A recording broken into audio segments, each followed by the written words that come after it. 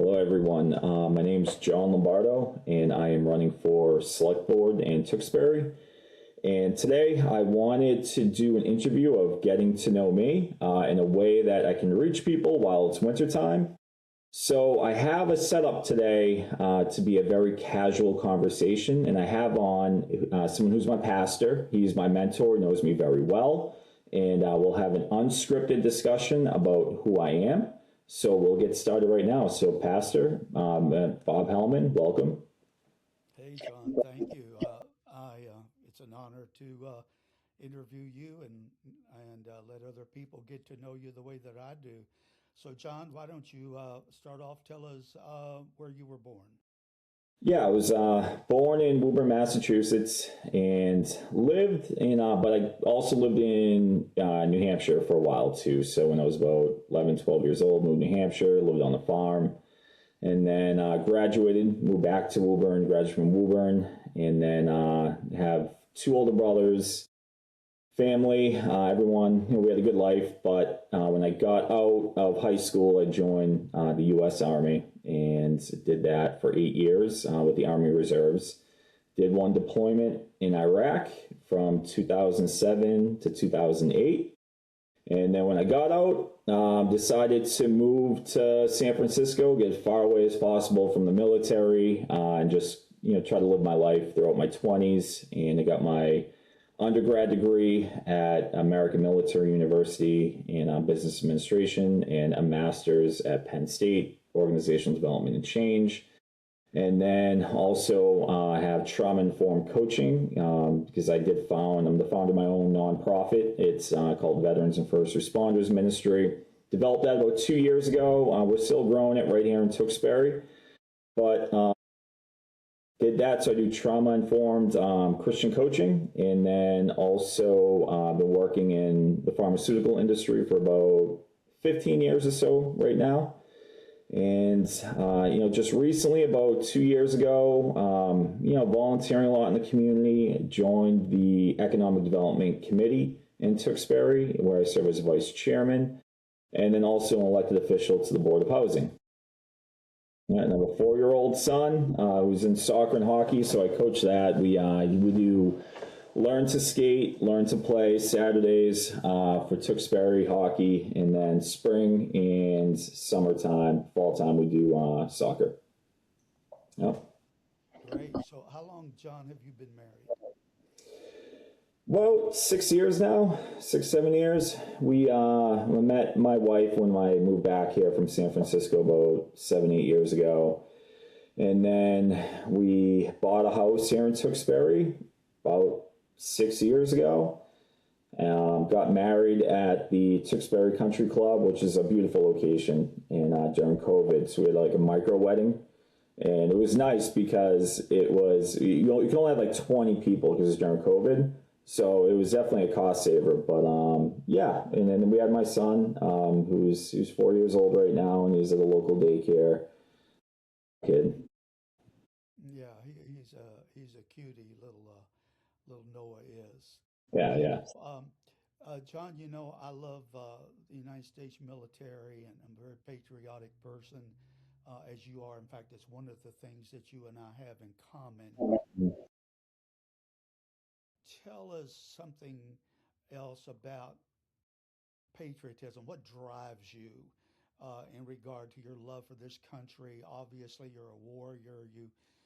United States military, just been overseas. What really drives you when you look at this country? Your love for it, you're wanting it to be better. What comes up in your heart?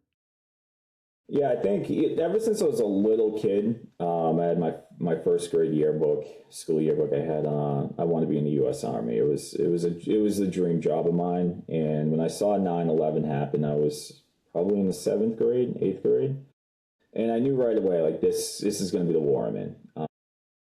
One second, I turned 17 with my parents' permission. They had to sign a contract because I was a little bit younger, ready to be 18 when you joined.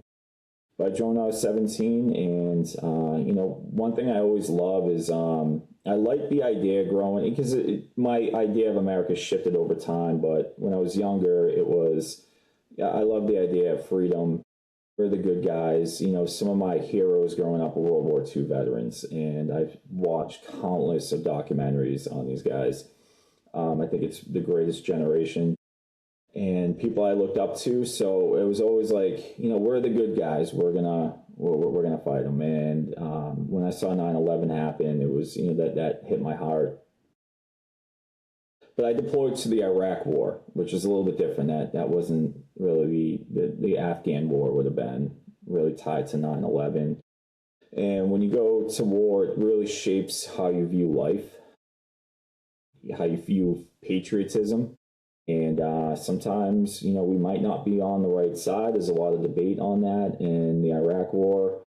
But either way, how I view patriotism is just at this point in my life, it's just being there for people, doing your best to be trustworthy, doing your best to work with different groups, and you know, really leading a place from your heart, and trying to be as honest, ethical as possible.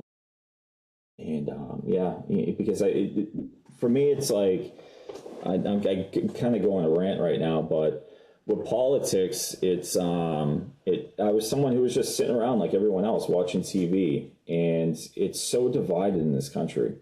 And I was someone who struggled with mental health because of the war, PTSD, and I'm someone, you know, who recovered from it through Christianity, and that's why I run this organization. But you feel the middle class is beat down. There's so much division. You see politics where people are they're not being logical anymore, not being conscious, and there seems to be something wrong with the system. And you know, I decided let me get off my butt because I don't want to. When I leave, when I get into politics, I don't want to be that. I think the country's tired of it. I think we're moving towards, I feel like we can move towards a better place. And so that's why someone I'm out in the community, I just try to be a positive person. Rather host events, you know, work with different groups. And the one thing I got tied up in town with is a project that's going on here, and I'll talk about that in another meeting. But it was just, I felt like this one really just hit the core of everything that's wrong with politics and everything that's wrong with leadership. And it really just and that's why I really dove into this one, because I feel like the nation, the community, we're all tired of this.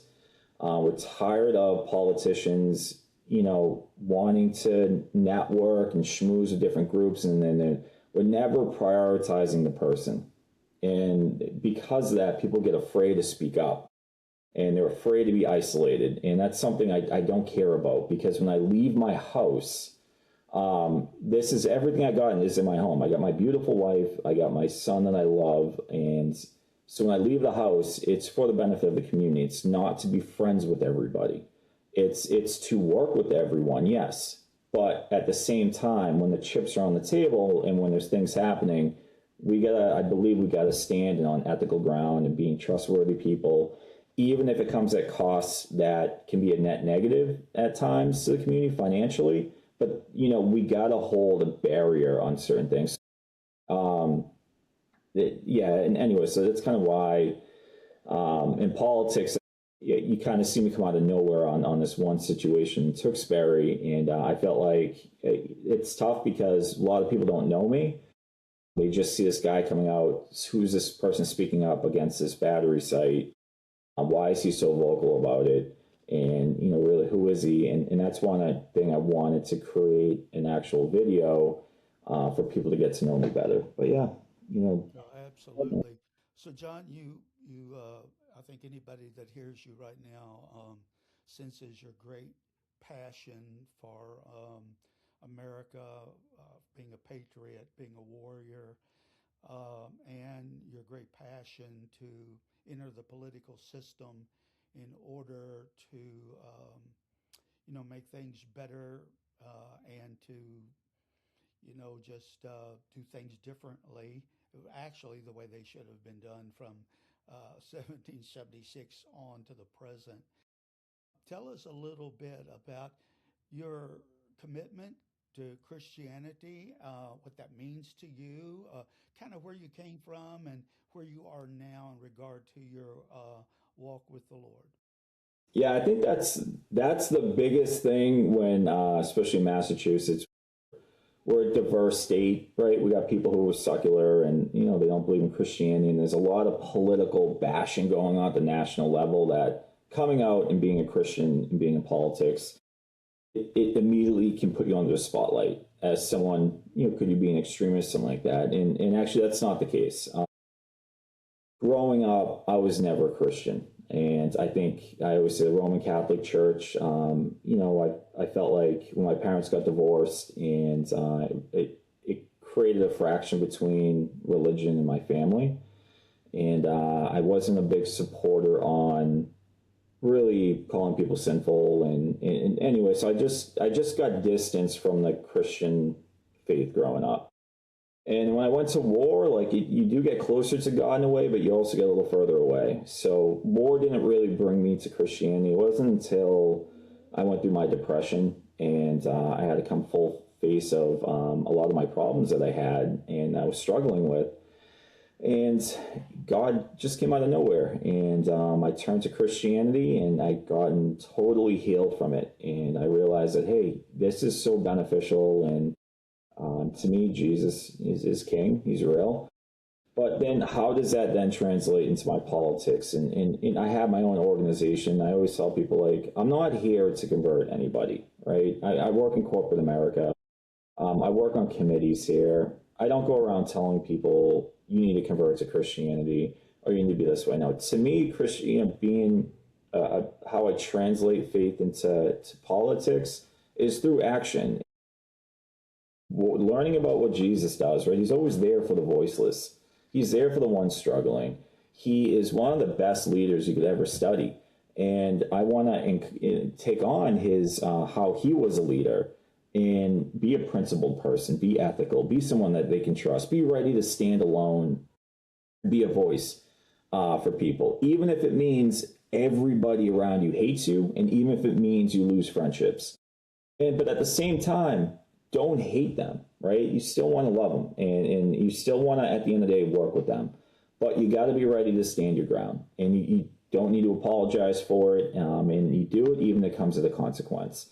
So that's how I practice my faith out, is trying to be a good leader people can trust. It's transparent, and that will be here for you. And if there's differences, we try to work through them. But at the same time, I'm not the go along, get along person. I'm not a part of the buddy club. I will just put my foot down and just say, enough's enough. But that's how I practice my faith out. It's not looking to change things and say, you got to be Christian, we got to do this and that. No, I work in corporate America. We actually have a faith group in my corporation, the pharmaceutical. We think about a lot of liberals are in there, and we have a faith group, and it's all made Jewish people, Islam, Christians, and we all work. We talk about how our faith helps us in our job, and so I think a lot of people who get cautious about that with me, they can probably bring that guard down, and that's something. I'm a very relaxed Christian, and I leave people be. If someone doesn't care about faith, then let them be. I don't care. I don't convert people. I'm just here with my organization or just in the community. If you just need someone to talk to, I'm here. That's just how I view it. Well, Yeah, that's excellent. John, you mentioned this, but tell us a little bit more about your organization, Veterans and First Responders, because I've been with you while you created this wonderful organization. Tell everybody what you want to see that become, what your goal is, just anything you want to tell us about that organization. yeah, that one I created 2 years ago now, Bob. I think it was, and it came from my heart. It was something that I just wanted to help people, like especially veterans like myself. And the healing journey that I went through, I thought, man, if this is actually beneficial, how can I do this to help other people? And how can I utilize the Bible as a mental health tool to help translate people's struggles and then relate it to the Bible. And then tell people, like, yeah, Jesus, to me, he's real, he's king. And, there is God and there is a heaven and you have a purpose here. And, if you're going through struggles, turn to him, pray. And I just wanted to let people know that, they're not alone and that there is a God that absolutely loves you unconditionally. So I decided to go about a journey of searching. First thing I did was just, research what's out there right now for faith-based organizations, Christian faith-based organizations for veterans or first responders. And there's basically not many, especially up north, there's not any. And I decided, what are some of the hurdles that first responders have to go through to get mental health support? And they have a different problems than veterans. They have less resources out there. And they're also scared to come out if they have problems in their local community. And, people get concerned about speaking to psychologists because everything's data tracked and then it could come back and bite you if something happens in your job. Well, I was like, well, what a great, in Christianity, we have pastors, no one's taking notes. And then also, and this is what led me to create a virtual platform. So the mobile app I have is so people can come on there anonymously and join the groups. In my mobile app itself, you can have virtual peer support groups, and then they have chat features in it. We host Sunday services. You can create a legitimate account, or if in the back end you tell me, hey, I want to be anonymous, you can create an anonymous account and come on here, and then we'll do Zoom calls once a week for peer support. I offer Christian coaching. But that's something that just came from my heart, and I think at times I try to make it clear that what I do with my nonprofit, my organization, is totally separate than anything I do in politics. That one's from my heart. That one's, you're basically an entrepreneur. You're growing something. So I have over, I think, 1,500 downloads. We have people across America on it. And we've really grown a lot in the past. And I haven't really marketed it that well, but we've grown a lot in the past year and a half. I work with the National VA Chaplains, working on a program right now to train pastors on trauma-informed care to help launch peer support groups there. And that's something else that I can discuss later. But yeah, that's my baby. That's something I love, is what I'm doing with this. Well, absolutely. I know that it is, John. So we're about to answer all my questions, but John, tell us, what's your dream for your community? My dream is I want to bring I want to make I've been thinking about that. I want to make the American dream a reality. I feel like America's a dream. It's been a dream, and it's been a struggle making that dream come true. And I look at things spiritually. I say, the devil's always roadblocking us at every turn. We're inherently, we're people, we're flawed, and we're always struggling with ourselves. And then it plays out into how we do politics. But right now, I just see a country that is divided. I see people that are hopeless. We have mental health on the rise, and a middle class that basically doesn't exist anymore.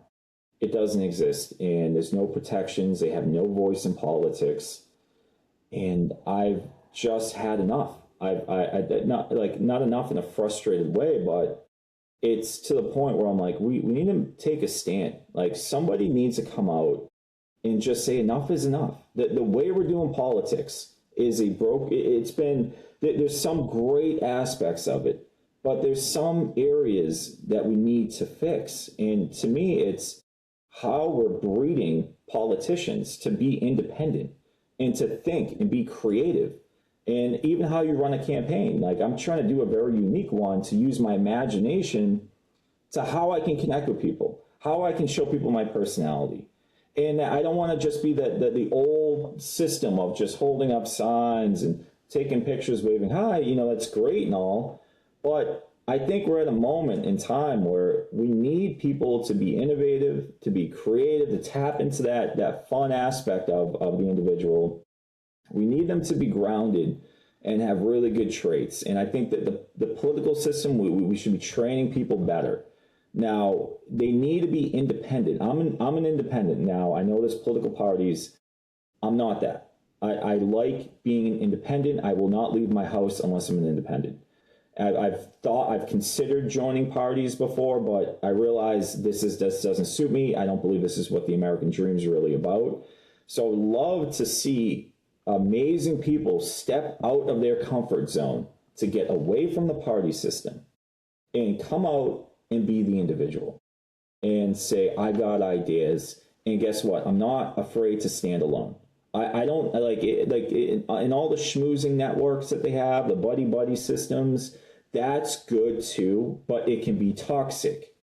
You can have both sides. So where you're supposed to be, you obviously want to work with people in your community like you want to work with people at your company.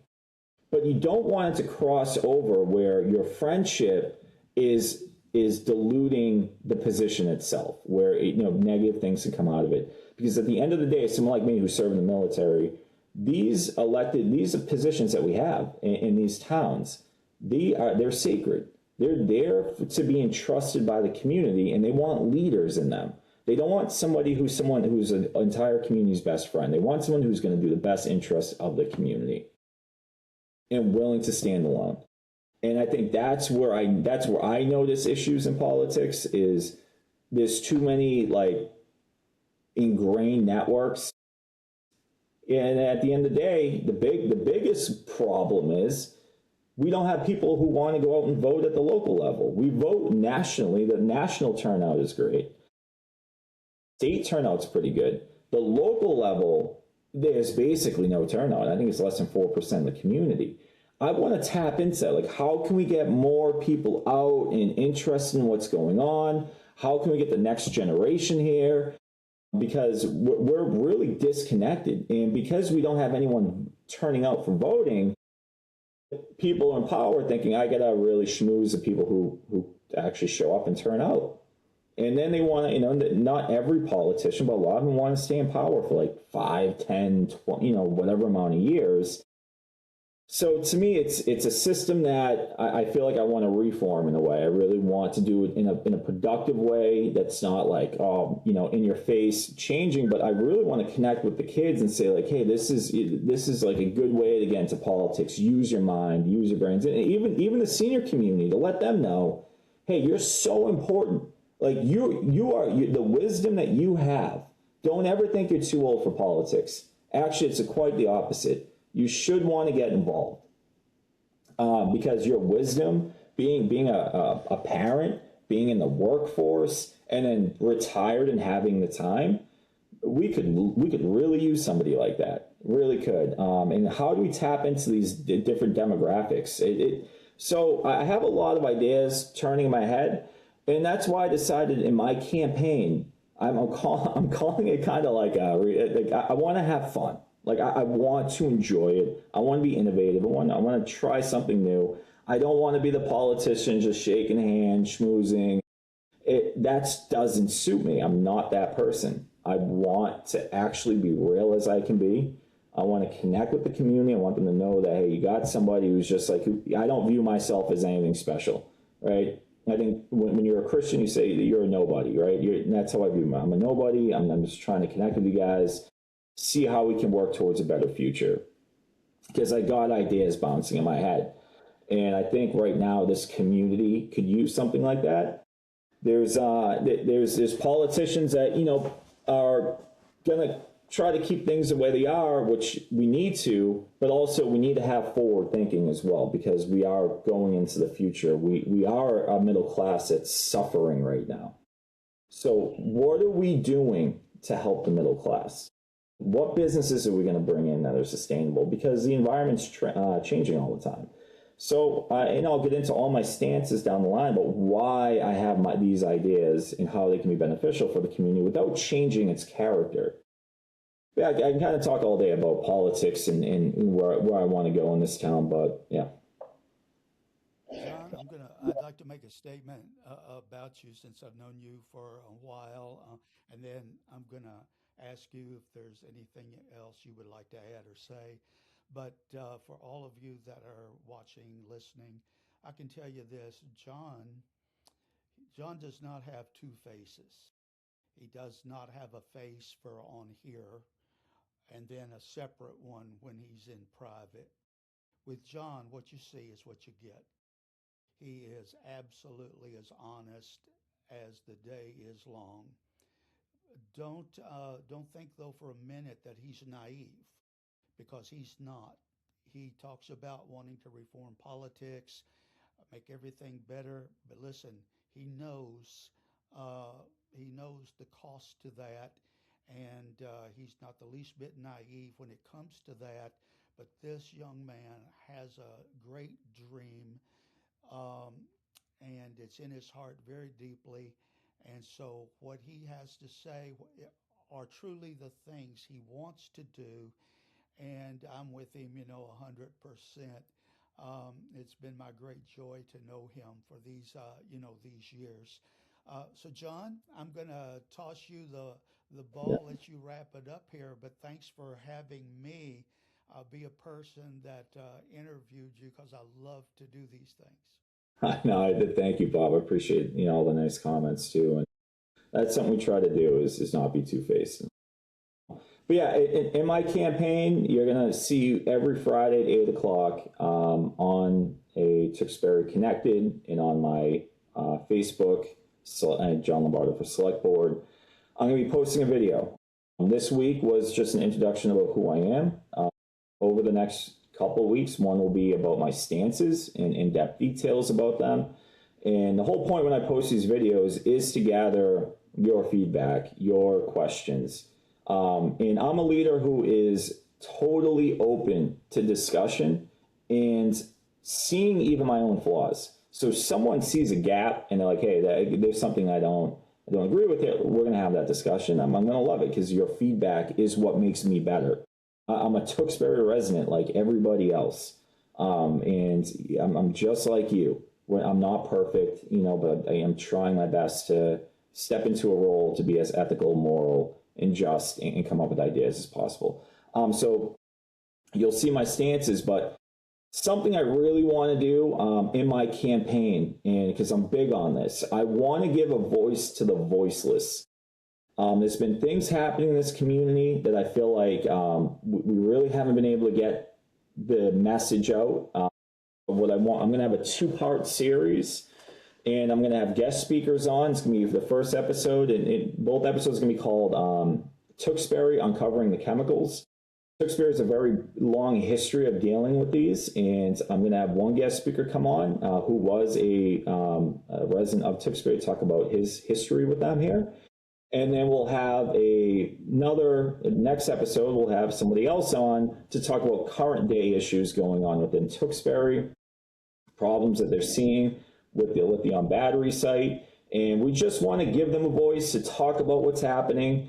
And at the end, we can have a donation feature where, if they're raising money or donating, you can always donate there. But my goal is to give a voice for the voiceless, use my spotlight for other people. Because I think that this is what it's about. Sometimes we get so carried away with ourselves. I want to be on the spot. I want to be egotistical, or I want to be I don't want that. I want to use a platform that actually helps people. So if you are a resident out there and you have something else that you want to discuss and you think it's a really good idea leading up to the elections, let me know. I'm happy to have you on. But yeah, thank you, everybody. And thank you, Pastor, for interviewing me. You're welcome. Don't jump off yet. I got to make sure that